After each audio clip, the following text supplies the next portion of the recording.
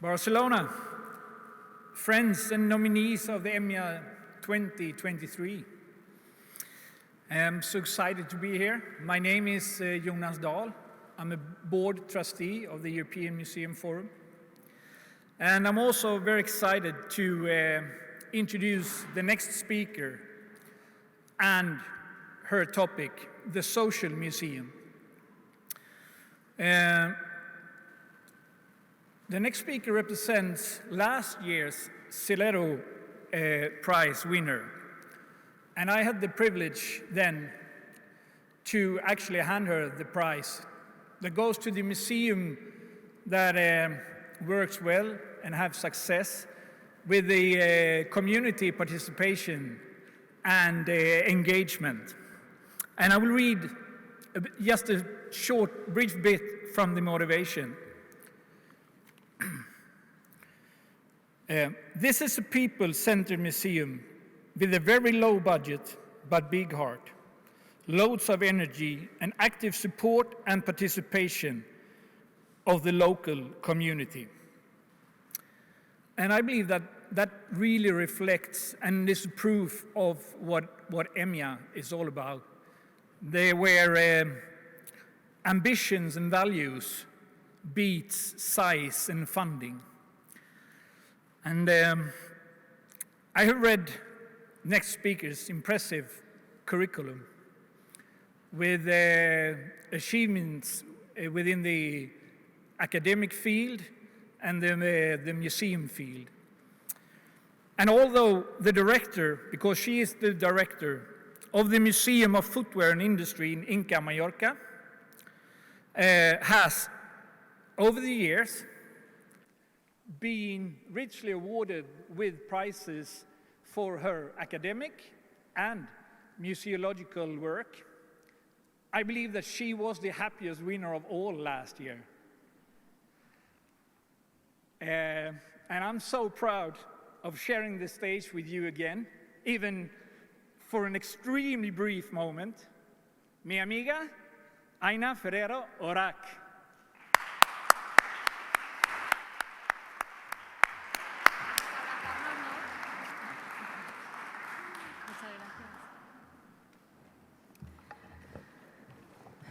Thank you very much. Do you listen well to me? Yes? Perfect. Good afternoon, everyone. I would like to thank the EMYA organizers on behalf of the Town Council of Inca and my colleagues Antonia Maria Sabater and Biel Compagne here among the audience. The opportunity to talk about our museum and to put Mallorca in the spotlight. However, my speech is not going to be about sun and sand, but about museums, heritage, and cultural management. We are very excited to be here 1 year after we first met in Estonia. I keep really good memories of that moment, where I had the pleasure to meet extraordinary museum professionals from all around Europe. So, here's my humble advice to you before we get down to business. Apart from the contest, and I encourage you to enjoy the event, to talk to as many colleagues as you can, and to learn from each work experience we share. Well, I am here to talk about the Museum of Footwear and Industry, but I would like to start the story from the end, when our museum won the Silletto Prize as part of the European Museum of the Year Award 2022. It was a huge, unexpected success, almost a wonder. An unknown, small, local museum with very limited financial and human resources received international recognition. The museum celebrated this milestone by throwing a big party for the Inca residents. Music, dancing, food, and laughter accompanied the event, but also tears of joy. Let's remember that great moment.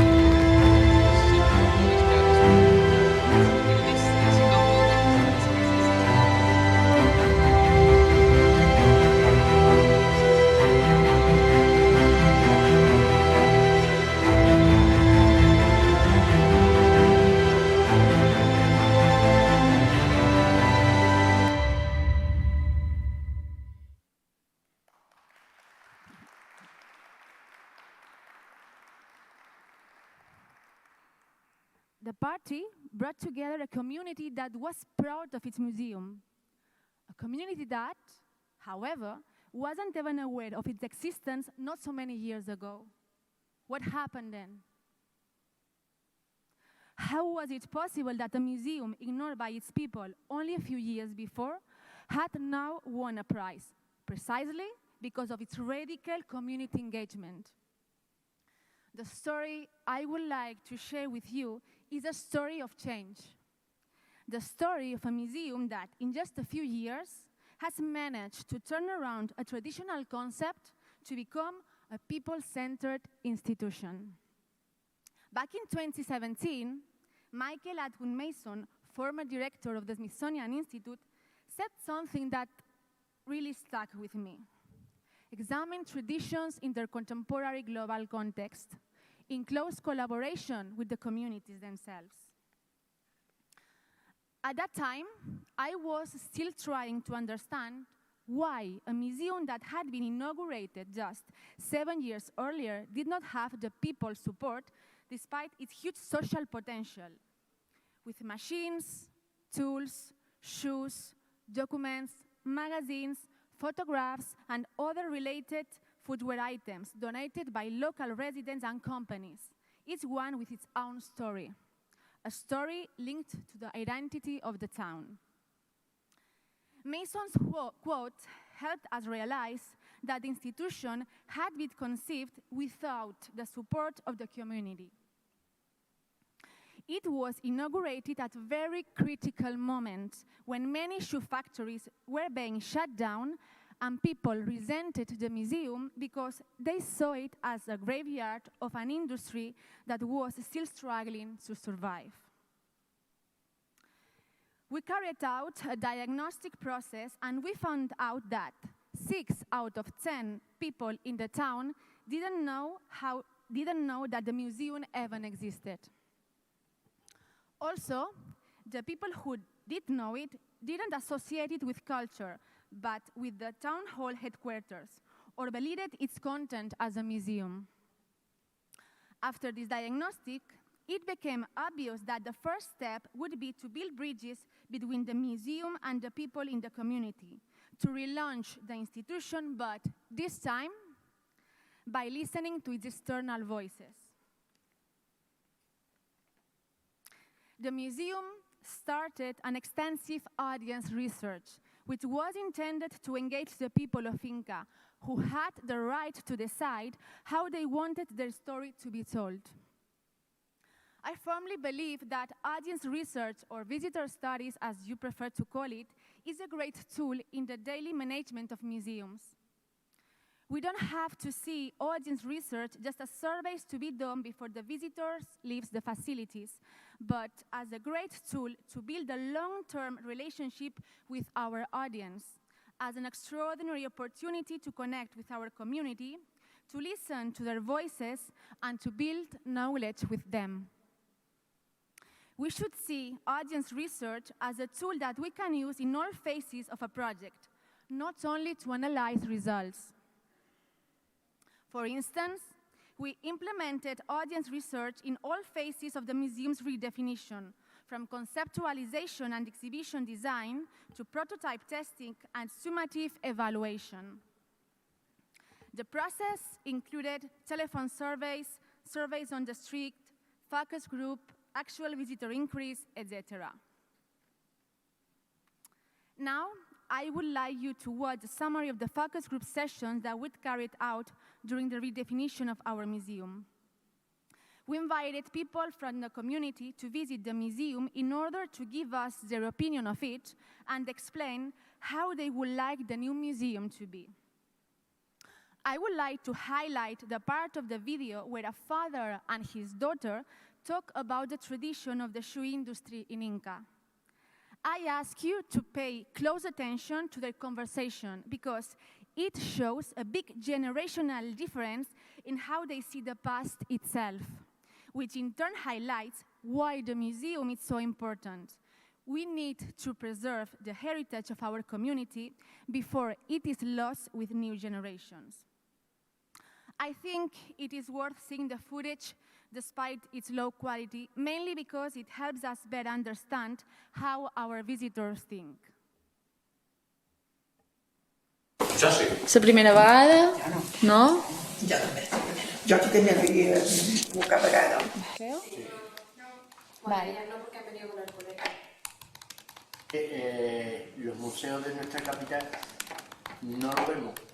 Y nos Vemos vamos mejor afuera. los de afuera que los de nuestra capital. Claro, pero nosotros que vivimos aquí, que lo tenemos a 2 pasos, que hemos venido caminando, no habíamos venido nunca.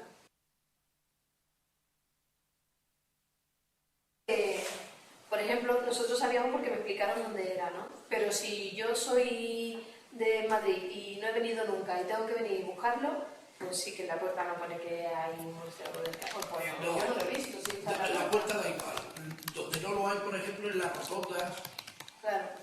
Oh, Museo de Francia, que le ponga... Yo que camino mucho, yo no sabía que aquí había un museo. He trobat que falta informació per la gent que ho desconeix com jo. Jo, per exemple, que no està relacionada amb la costura dels calçats, sé que és una màquina de cosir, però hi ha moltes màquines que quan també em posis nom, no sé per què serveixen ni com s'empleaven.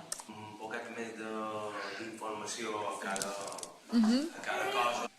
Yo creo que hay mucha falta de información. Crec que falta molta informació per els inglesos. Dice muy escueto, máquina de coser. Ya está. Pero no sabe de qué. És que posi el nom de la màquina, però jo no me soluciona conèixer-les. Está todo muy mezclado. O sea, todas las máquinas mezcladas, no... Em trobo un poc monòton.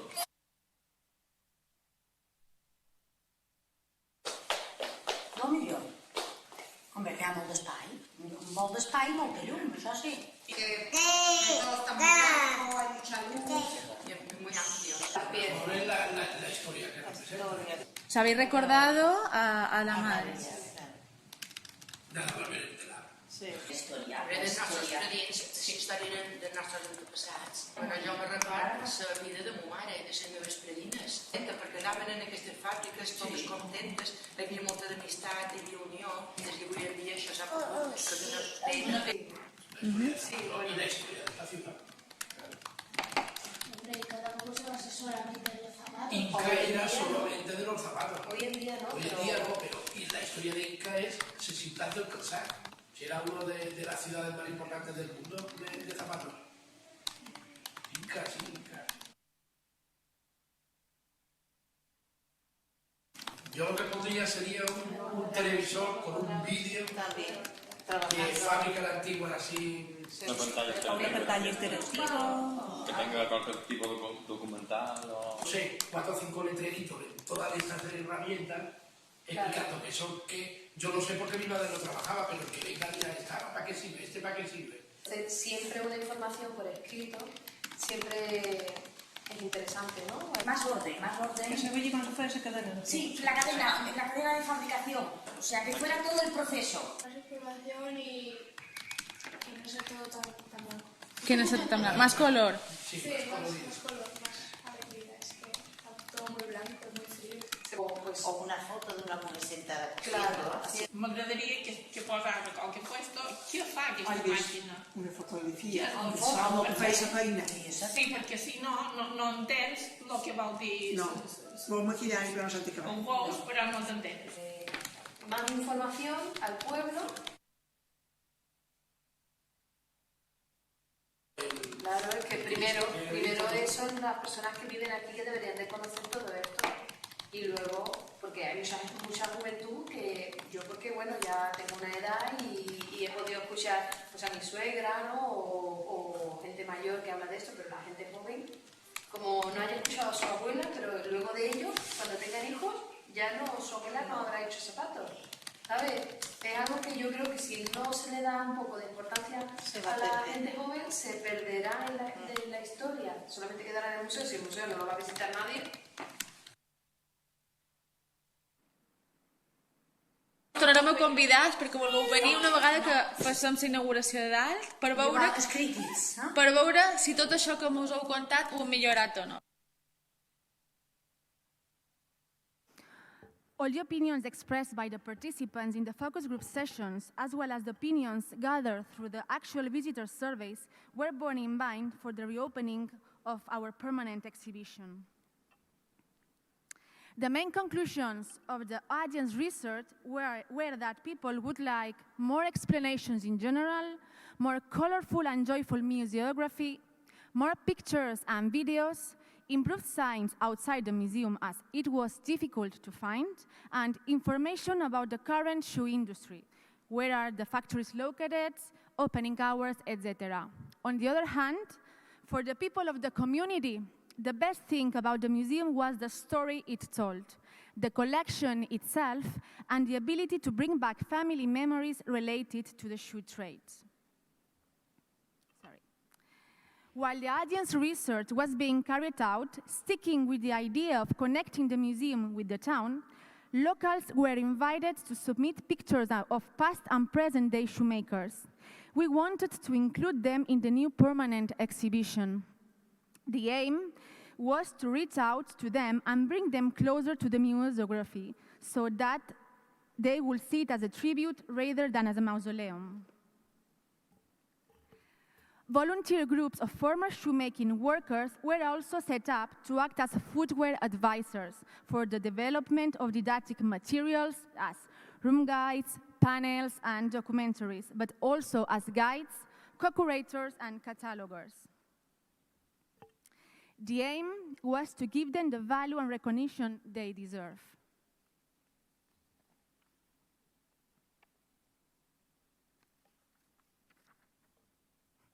We also cleaned the warehouse, which had been used as a landfill by other areas of the town council in order to prioritize the museum purpose of the space.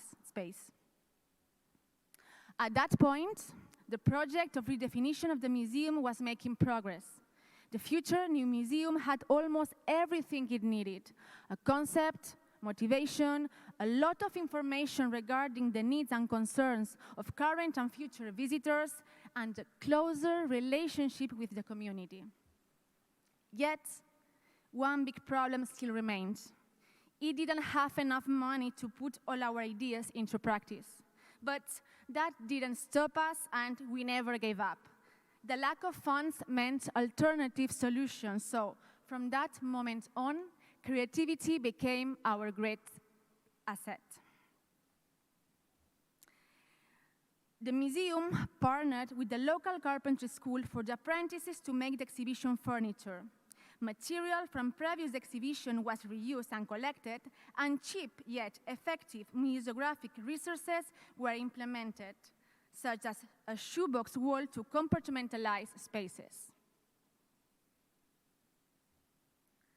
Many people in the town found out what we were doing, which resulted in the museum receiving new donations, as well as plenty of partnership proposals. Another major symbolic achievement was the partnership with Inca's main footwear manufacturers association, something unthinkable just a few years ago. They donated its historical shoe collection as well as funds for the redisplay. One of the aspects that we are most proud of is the museum's ability to engage the community, which until then has shown no particular interest, and to help them realize that the institution was not their enemy, but an ally in the search for solutions to their uncertain socioeconomic future.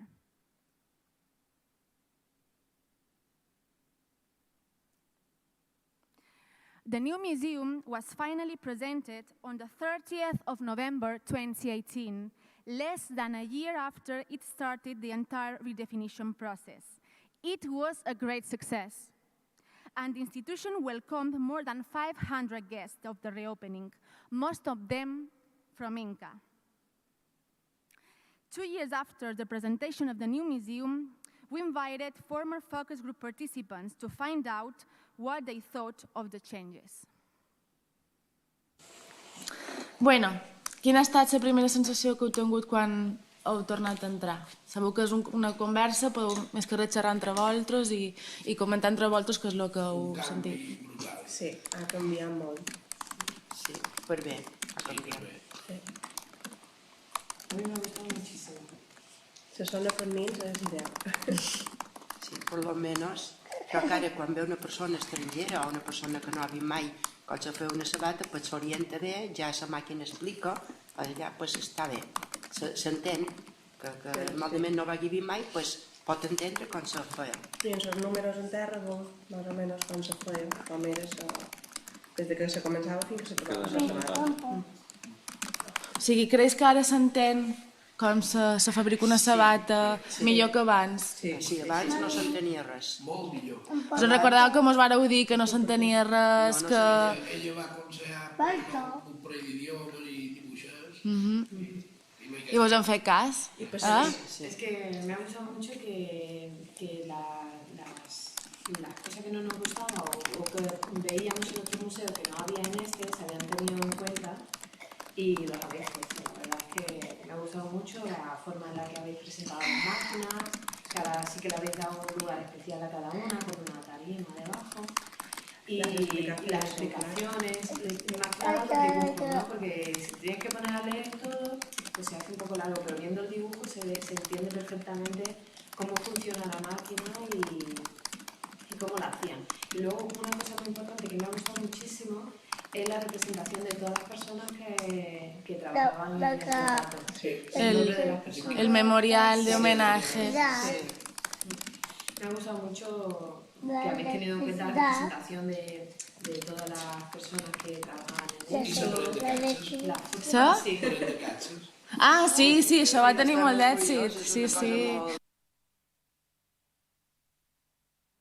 Smile and happy faces speak louder than words.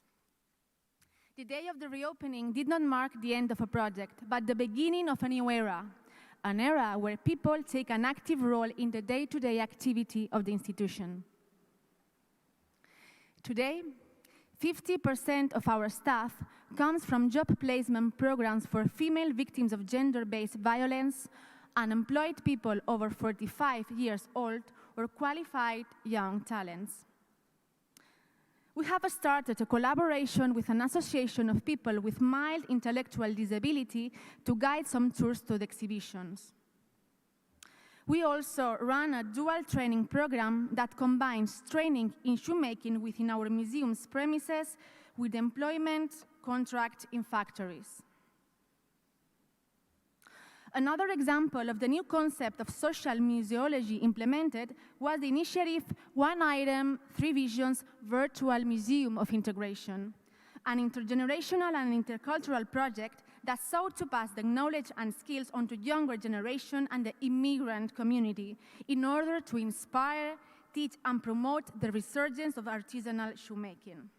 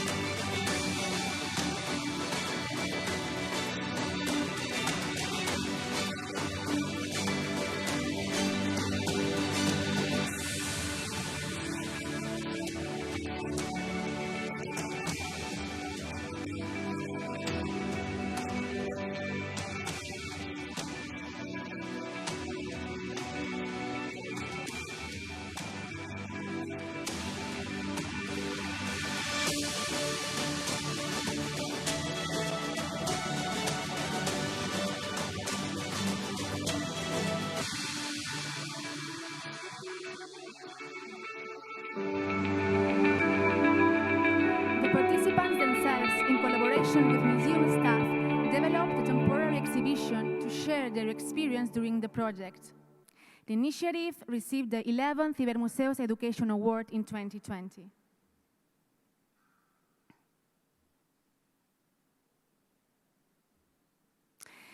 Today's Museum of Footwear and Industry is proud of the social change that it has seen throughout the past years. It is still working to become a more accessible institution and to attract a wider spectrum of visitors.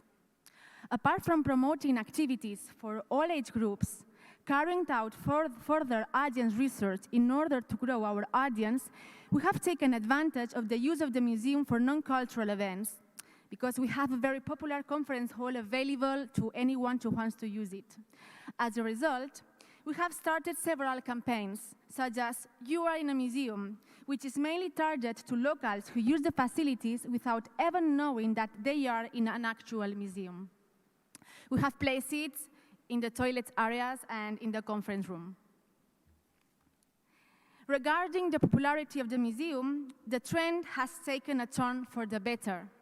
And now, 3 out of 4 people in the town know the museum. The professional value of the redefinition project is closely related to having been able to put into practice the international postulates of social and participatory museologies, according to which the social survival of museums depends on their willingness to become relevant institutions in their respective communities. With a clear social responsibility, the museum mainly thinks local, seeking to become relevant both in the local and global scene. As we have seen in the case of EMYA, a museum that, in the 21st century, does not engage society and fails to build a horizontal and co-creative relationship with it at all levels, is sentenced to disappear. As a piece of advice for those who face a lack of resources in their institutions, I strongly believe that not acting with the excuse that there is no money is not the right way. Decent budgets are necessary, but until we have them, we cannot shirk our responsibility to take action. We can alleviate the lack of funds with intelligence, collective effort, tenacity, and by refusing to take a no as a final answer. Resilience, creativity, and the power of group work are the best tools to turn our museums into relevant institutions, particularly in a society that lives in a world of uncertainty, a society that needs reliable actors to look after its legacy, to share the present moment with, and to jointly shape the future.